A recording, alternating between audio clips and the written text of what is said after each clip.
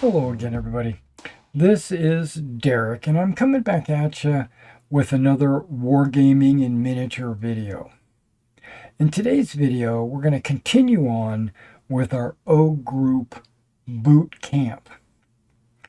And if you've been following along with the O Group boot camp, we've touched on the battalion, preparing the battlefield, troop ratings, deploying the battalions, combat patrols, command and control, actions, and in the last video we talked about spotting and the direct fire basic. Now in this video we're going to be talking about infantry fire along with high explosive fire and, if time permits, anti-tank gun fire as well. Okay, Chapter 13. This section covers infantry small arms fire and tanks and guns firing high explosive shells at enemy targets. Fire-powered dice. Each infantry, AFV, and gun section has a firepower value expressed in terms of firepower dice. The more sections a platoon has, or the more potent weapons, the more firepower dice it will have. The amount of firepower dice is further modified by battlefield conditions, such as cover and whether the fire has moved, or if it has shock, etc. For example, a standard rifle section has 2 firepower dice, giving a 3-section platoon 6 firepower dice. A T-34 tank section armed with a 76 has 4 dice, while a small 37mm gun has just 3 dice. Note, AFV machine guns are included within the term HE.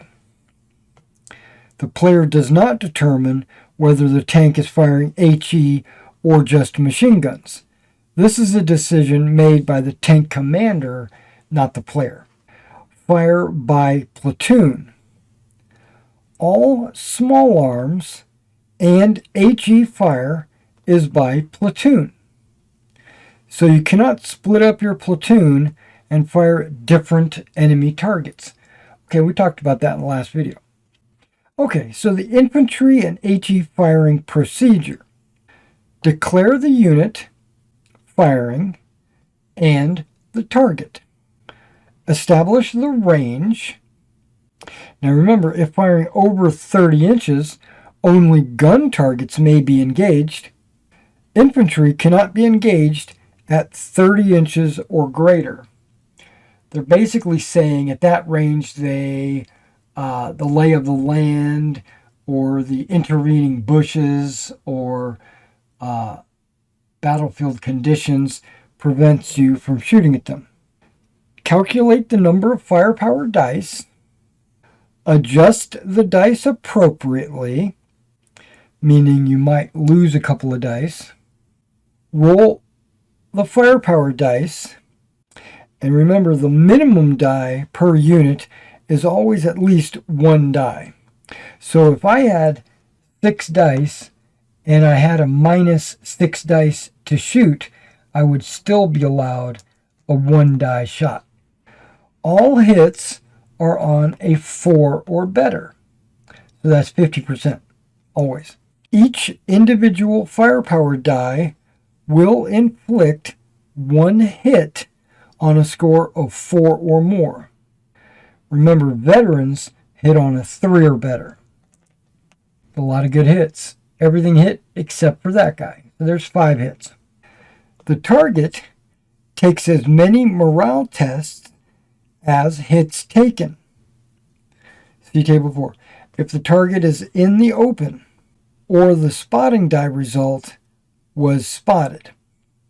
Okay, so remember you roll an alternately colored die during your shot, when you roll all the dice, to see if you spotted your target, if they are concealed. And if you roll a 4 or more, they're spotted. And if you roll a 3 or less, they would be considered obscured. So when you roll your morale, which is a saving throw, you roll based on whether or not you were spotted or you were concealed. So the spotting die affects the target's ability to resist the damage. And if he's spotted, regular units have to roll a 4 or better per hit. If he was concealed, he would roll a 3 or better. So look at it this way. That cover doesn't reduce dice. It forces an obscuration. It forces a spotting die. For every... Okay, let's go ahead and roll the 5. If I got 5 hits, I would have to make my 4 or better saves, right? So I saved 2 of them. So 3 of them would be marked as 3 shock. And 3 shock would be considered suppressed. Okay, so there's a lot of ranges and modifiers and dice. What I'm going to do is I'm going to put some charts up here on the screen so that you can see. But this is something that you're going to have to either use a quick reference sheet or maybe have little data cards for your units for each battle or something like that. But these are numbers that might fluctuate depending on the types of units you have. Now remember that the number in brackets is the number that you would use if you're using larger models, larger than 15s. So if you're using 20 mil or 28 mil, you would use the number in brackets.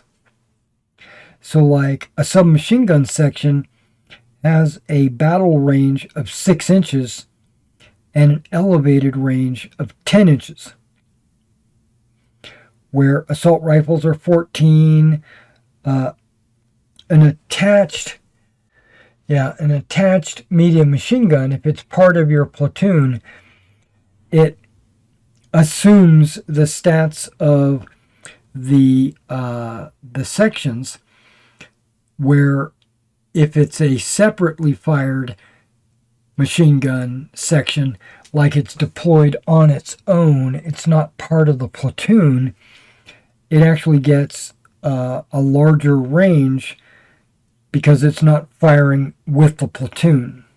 All right, now guns, and this is a gun as well, would have an HE firepower, and you would compare it to the type of gun. Like if this is a long-barreled 50, you would look down here where it says standard and superior guns, long 50. It would have a battle range of 30 inches and an elevated range of 50 inches, and it would roll 4 dice just for the one gun. Now there are some modifiers, which this is another chart right here, and these modify the firepower. So remember, you started with 6 dice from that infantry platoon, and if you move or will move, it's minus 2 dice. Unless you moved less than 4 inches, then you only get a minus 1 die. So you're moving slow. If you have shock, any amount of shock, you lose 1 more die. If you're shooting during a rally, because you can do that, you can apply a rally action, and that gives you an opportunity to fire, you lose 1 die. If you're green, minus 1 die. Now, if it's a close target, point blank, infantry get an extra die. submachine guns, assault rifles, and Panzer Grenadiers or Fallschirmjägers get a +2 die. And attached medium machine guns adopt infantry close range of 6-inch. If you're not an attached, then you have a close range of 10-inch. Now, one cover or a couple of covers that affect your firepower dice is if they're in a building or a trench, that's -2 dice. Or if they're in a pillbox, it's -3 dice. And if you shoot at a combat patrol, it's -2 dice. So just think of this. If you're moving, you get 2 dice off. If you're shooting at a combat patrol, 2 more dice off. And if you're green, you get 1 more die off. You're only rolling 1 die. Now, on taking hits from fire, the target makes a morale test for each hit taken. The morale test is based on the troop rating, and it's also based on whether he was spotted or not. If you equal or exceed the troop rating, you passed. There's no effect. If you score under the troop rating, you have failed, and you take a shock. KIA. Any excess shock inflicted once a unit is suppressed, remember 1, 2, 3, you're suppressed. Any excess shock results in a KIA roll or an outright KIA. So 1 excess shock means you roll a die, and if you roll a 5 or a 6, a section is killed. Now, if you have 2 excess shock, or for every 2 excess shock, 1 section is KIA'd. If 2 sections are KIA'd, the unit immediately retreats. Now, a unit with an attached support, roll a d6 to see if it's affected. On a roll of 1 or a 2, the support is killed instead of one of your infantry sections. Heavy weapons firing. We're talking about machine guns and mortars. Sustained fire machine guns. If not attached to an infantry platoon, these weapons use the increased sustained fire ranges. Heavy machine guns are classed as firing HE. 60mm mortar firing units. Mortars may use both direct and indirect fire. If using direct fire against a target in line of sight, apply the normal HE firing rules and apply the spotting die, if applicable. If using indirect fire, a U.S. mortar unit may use an infantry platoon, reconnaissance section, or the company commander that has a line of sight to the target and is not suppressed, as long as they are within 18 inches. Other battalions cannot use infantry platoons to spot. And when firing indirect, the target is always considered obscured. 60mm mortars have no beaten zone and only attack a target unit. When firing on AFE targets, weak, light, or open top AFEs apply a -2 die modifier. And heavier AFEs are not even affected at all. So a 60mm mortar is not going to affect a heavy tank. Those are if they're independently firing. Now, if they're attached is a little different. Attached medium machine guns, attached to an infantry platoon, form the sole fire base of the platoon. The remaining platoon sections do not contribute their firepower dice to firing. However, each rifle section in the platoon provides 1 reroll for a medium machine gun miss. If the medium machine gun is attached to a submachine gun platoon, rerolls only apply up to submachine gun ranges. Misses are only rerolled once, and all supporting sections must be in line of sight and arc, and in range to provide supporting rerolls. If the platoon is carrying shock, 1 reroll is lost. And attached medium machine guns are restricted to rifle section ranges.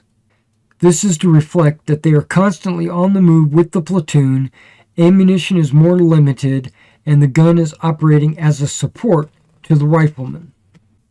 Looking back at my chart, medium machine guns have 6 dice of firepower.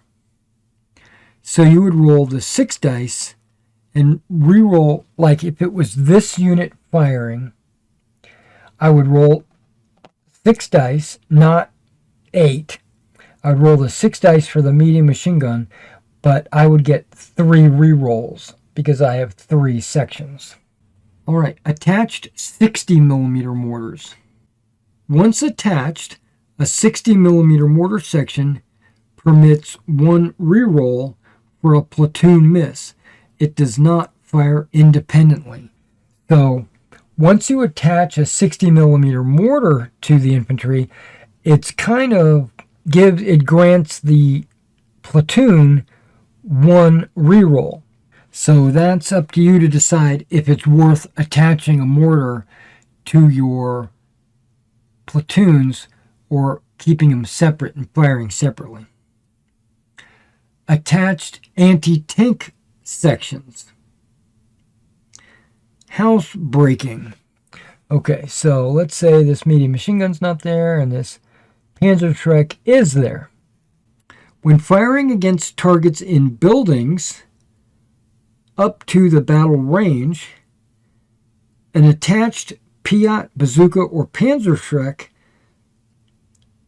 combined with platoon fire will promote that fire to HE. They have no other effect against infantry or guns. Okay, so to kind of break that down this is small arms fire. And if I was firing into this building and the defending unit was on the far side, I cannot hit them with small arms fire. But I can attack a built-up area with HE, either from a gun or a Panzerschreck added to the unit. So now this unit gets all 6 dice applied to the built-up area. Well, -2 because I'm firing at a built-up area. But it's considered HE, so he could be attacked. Flamethrowers. Man-pack flamethrowers have a range of 4 inches. Pretty close. AFE-mounted flamethrowers have a range of 6. The firing section makes an individual attack with just the flamethrower. It ignores any inherent firepower or additional weapons. Flamethrowers ignore all modifiers and do not roll spotting dice. And flamethrowers have 6 dice by themselves. All hits from flamethrowers immediately convert into shock. There's no morale test. Infantry flamethrowers are limited to 2 attacks. AFE flamethrowers are limited to 4. Once depleted, the AFE is removed from play unless it's armed with a secondary gun armament. Any unit undertaking a small arms or anti-tank attack against a flamethrower unit and is within the flamethrower range requires the attacking unit to first pass a troop rating rally roll to be able to undertake this attack. A fail means the attack does not go ahead and the unit must withdraw 2d6. It's like flamethrowers cause fear. Soft-skinned vehicles. Soft-skinned vehicles test morale as regular. A transport platoon takes shock as individual transports. A damage result equals knocked out. An anti-tank fire will attack individual transports. For each shock a soft-skinned section receives, a KIA roll is required. A score of 5 or more will knock out that section. 4 or less, the vehicle is unaffected. Any passengers in a knocked-out transport or a towed gun are subject to a KIA roll. If they pass, they instantly dismount or unlimber and are unaffected. For each of ease of play, the first transport knocked out in a platoon is always considered to be holding 2 sections. And then roll to ascertain if any attached heavy weapons, commanders, or FO sections are KIA'd. Tank riders. Tank riders are targeted as normal infantry. They gain no benefit of cover. So basically they're just sitting on top of the tank, in the front, the back, the sides. No HE. Tanks with machine guns fire as an AFE transport machine gun. Guns fire with a -2 modifier. Okay, so there must be some vehicles that don't have HE. That might be under a vehicle description. All right, that went pretty quick and pretty easy. Hopefully you understood all of that. Now we're going into chapter 14, which is anti-tank fire. It's a little bit more in depth. Not as easy to grasp. This chapter covers anti-tank fire by tanks, guns, and infantry weapons against armored targets. Each tank or gun section is required to hit the target, modified by battlefield conditions such as cover and whether the firer has moved, have shock, etc. If a hit is achieved, a 2d6 roll then decides the fate of the target, after comparing the weapon's anti-tank firepower against the target's armor protection. AFEs, guns, and infantry all use the same procedure, with tank and gun anti-tank tables first, followed by the infantry anti-tank tables. Okay, now I'm going to put some charts on the table from time to time to help. Okay, anti-tank fire procedure. Declare each AFE or gun firing and its target. Establish the range. Okay, just measure the range. Roll 2d6 to hit. Apply the modifiers, and an adjusted total of 7 or more results in a hit. And these are the 2 hit modifiers. You got close, you got shock, move or will move, dug in, opportunity, +1 if you're a veteran. And then there's also spotting dice required if it's low profile, recon, in cover, hull down, or poor AFEs, not at close. And it looks like if you roll a 10 or more, that's a critical hit. And the British 6-pounder gets a +2 firepower. Okay. Everybody gets a +1 firepower, but the British get a +2 firepower for a critical hit if it's after 44. Okay, or from 44. If the target is in the open or the spotting die result was spotted, use the spotted damage line. If the spotting dice result was obscured, then use the obscured damage line. That's on this anti-tank damage table, with a modifier or pluses or minuses based on the difference of the armor versus the gun's firepower. Okay, flank or rear. To qualify for a flank or rear shot, the firing units must be either behind a straight line drawn across the front of the target and able to hit the flank or rear. Any part of the model can be past this line. The entire model does not need to be. Okay, so if I have a tank here, all I'm doing is drawing a straight line across its front. And if the shooter is past that line when it's shooting, it's going to get a flank or rear shot. But if none of it is behind, it has to shoot it in the front.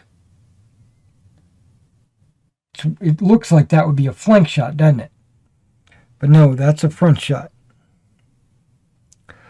Poor AFVs, whose commander is directly involved in either firing or loading, like all Russian tanks and casemate assault guns, tank crews with limited training, all AFVs with 150mm or larger guns are classed as poor AFVs.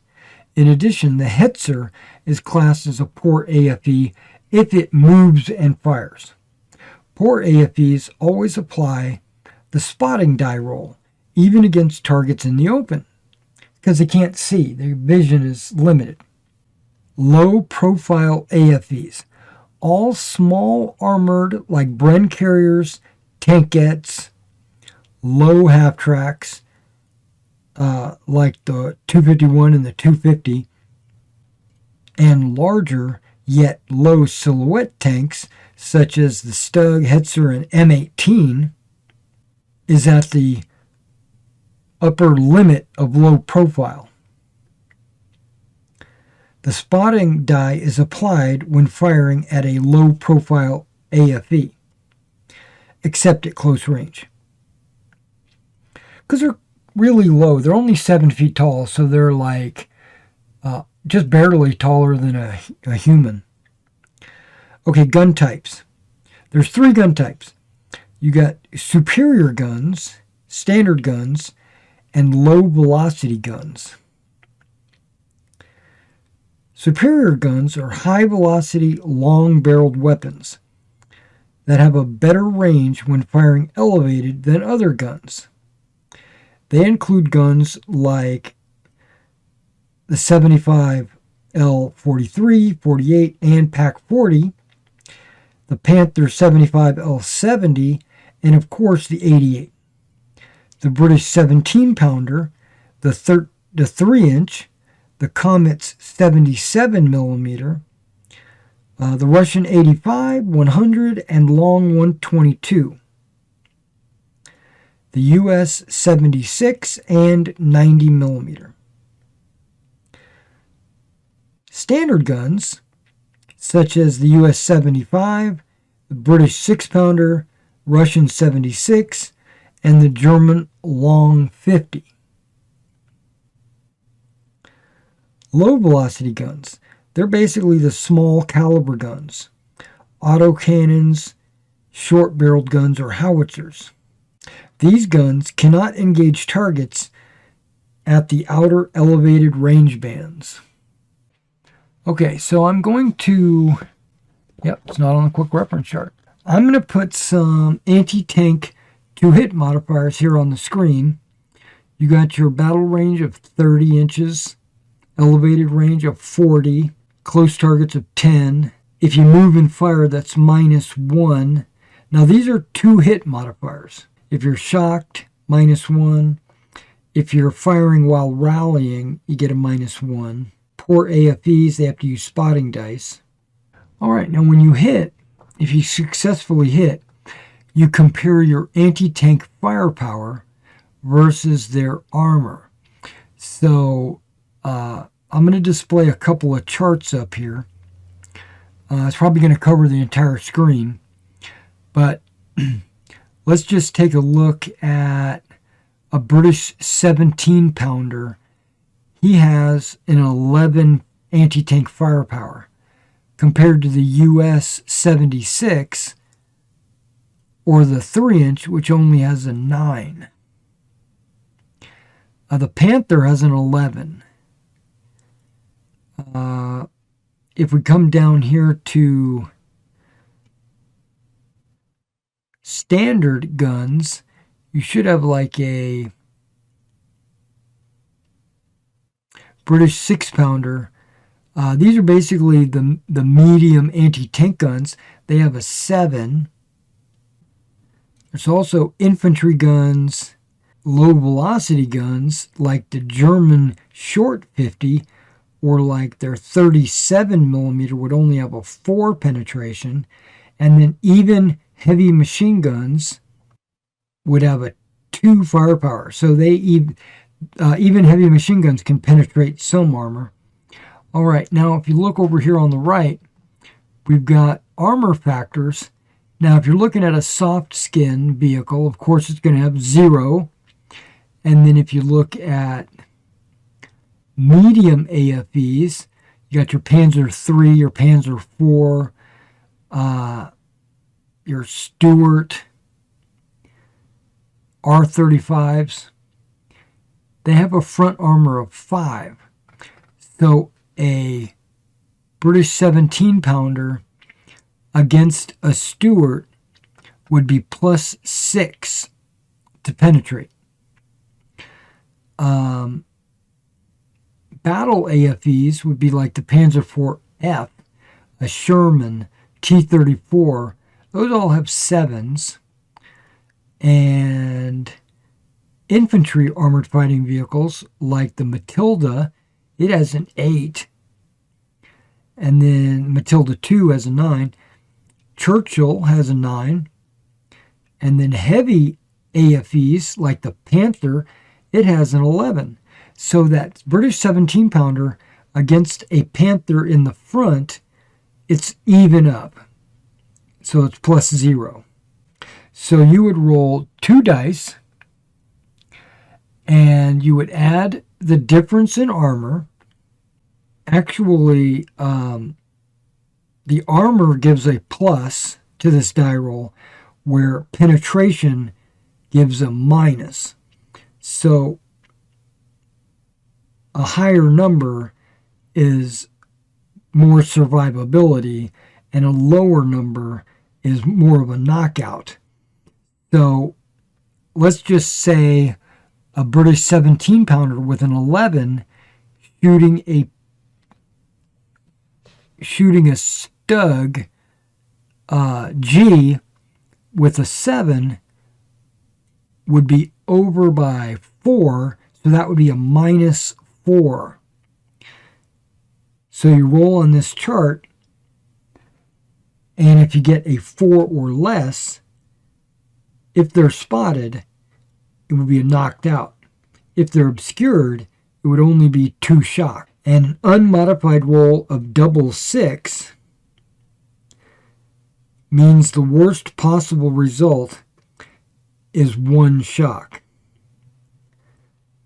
An unmodified roll of double 1 results in the AFE receiving a minimum of 1 shock. So it doesn't mean they're automatically killed if you roll snake eyes. It just means that even if you've got big minuses, like a medium machine gun firing at a Tiger tank, if you roll double 1s, you still do at least 1 shock. So there's always a chance. Now on that chart, you see that there's a couple of different results. You've got knocked out. That's pretty obvious, right? You got damaged. Okay. And then you have a number of shock. And remember, 3 shock will be suppressed. And you can get excess shock, which 1 excess is damaged and 2 excess is knocked out. So, damaged AFE. What's different about that? Damage represents 1 vehicle from the section being damaged. Damaged AFE sections apply a -1 modifier to anti-tank firing and a -1 firepower modifier to HE firing. And the damage state is permanent and cannot be rallied off. So once you're damaged, you're damaged. Important. British mixed tank units fielding Fireflies roll a d6 when damaged. A score of 1 to 3 indicates that the Firefly has been hit. A 4 or more means a regular Sherman has been hit. If the Firefly is hit, the player should replace the Firefly model with a Sherman model, and still classifying it as damaged. This rule is ignored once the British increased the number of Fireflies to 2 sections in November 1944. Oh, 2 per section from 1944. So that's interesting. They're saying that my model Firefly tank on the table represents Fireflies and regular Shermans. It's not a section of just Fireflies. That's kind of interesting. Okay, knocked out AFE. If a tank is knocked out, it's marked as a wreck. Any tank rider sections on a destroyed AFE immediately dismount and they roll a KIA roll. If they pass, they're unaffected. I assume that if they fail, they would be KIA'd. Okay, infantry anti-tank fire. Okay, this is a little bit sometimes hard to grasp. So we're going to go over this pretty slowly, so bear with me. It's only 1 page. All infantry anti-tank weapons are exactly the same anti-tank procedure as tanks and guns. Most infantry platoons have integral anti-tank capability, or may use an attached anti-tank section. If an anti-tank section is attached to a platoon, only the attached anti-tank section may fire in an anti-tank roll. Okay, so if I've got a platoon of infantry here, if he is not attached, these guys are all considered to have anti-tank weapons. They're just integral, which means they're the man packs like Panzer Fausts and Piats and bazookas, but they're scattered throughout the platoon. But if you have an attached, dedicated anti-tank section, then it takes over the role as the anti-tank element for the platoon. Let me drive this tank up a little closer. Okay. All anti-tank sections and integral anti-tank weapons have a fixed range plus a d6. For example, if you roll a 3, you add 3 inches to your weapon's range. This represents the anti-tank section moving up, stalking its prey. The section does not physically need to move. It's assumed they creep forward to engage the target and then fall back to their original position. And no negative firing modifier is imposed. Nor is enemy opportunity fire permitted. So it's not movement, it's just it's creeping or stalking, if you will, hunting. Okay, restrictions. Infantry anti-tank weapons do not receive the close target modifier or use elevated ranges. If part of a hesitant company, they are classed as close range but cannot use the extra D6 range. Well, they really wouldn't need to. Well, maybe. Most likely they wouldn't even need to, because like a Panzerschreck and a bazooka have a 6-inch range. That's exactly what close range is, so they would be considered close. They just don't get the extra D6. Heavy machine guns and medium machine guns do not get the extra D6. Only integral anti-tank or just an anti-tank section. AFV secondary guns. AFVs with secondary guns or flamethrowers can only fire with one armament in any one phase. Multi-turreted AFVs may fire with 2 turrets per phase.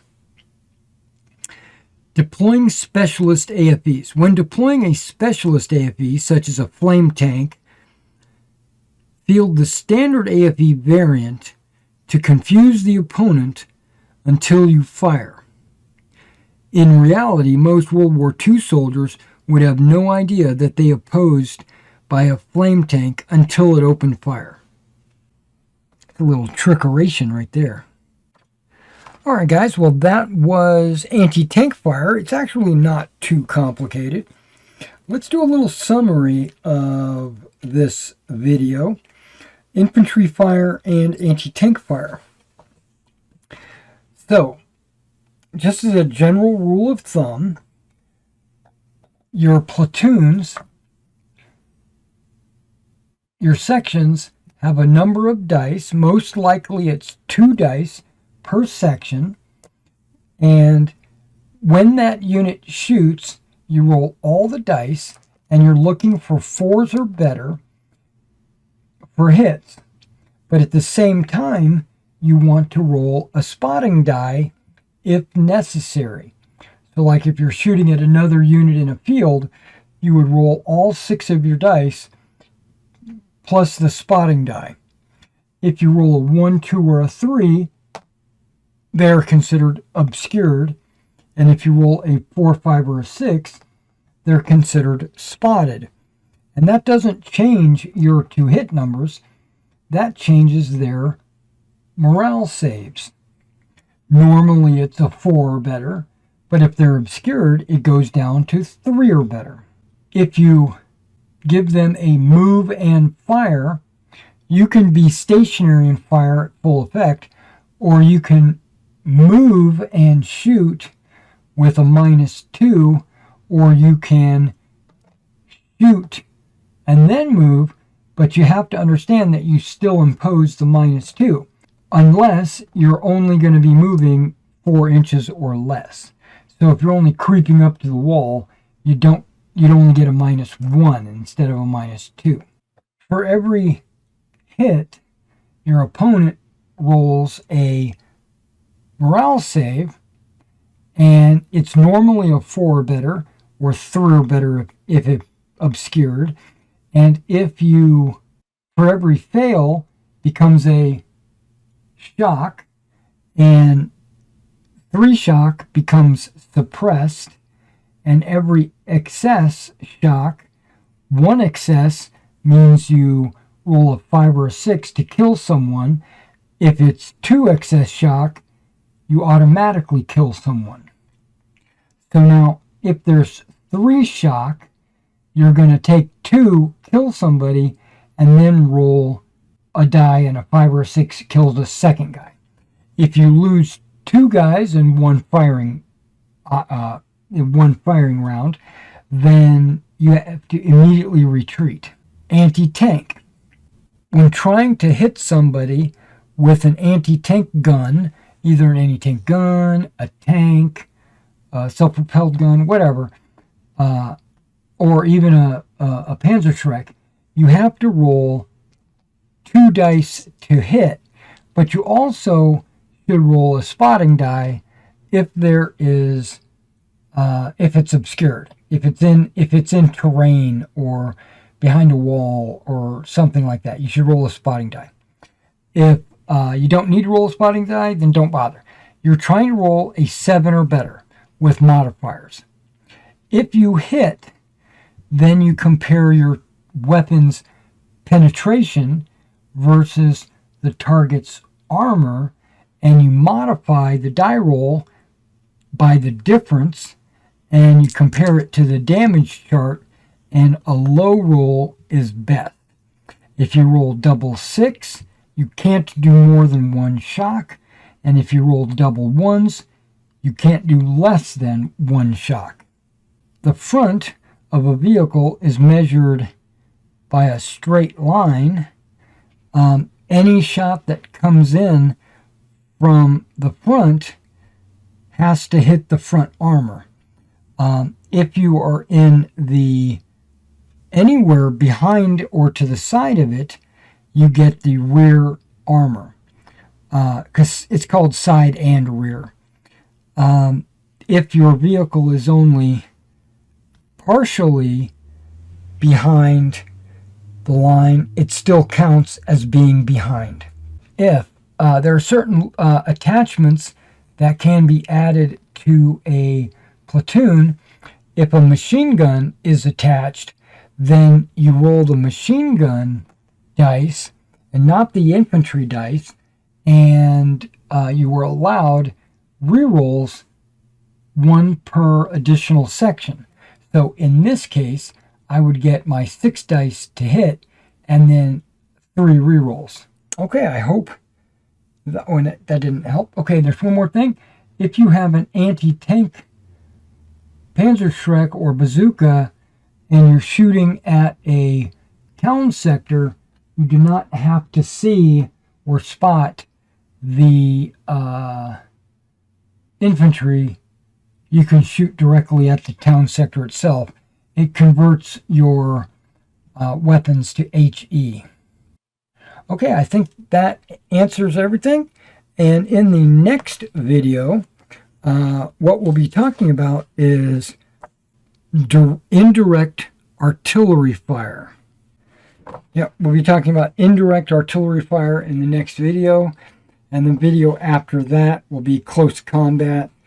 So be sure to like and subscribe to the channel. Be sure to hit the notification icon so that when I upload new videos, either for O Group or my miniature or my eBay store, you'll be notified.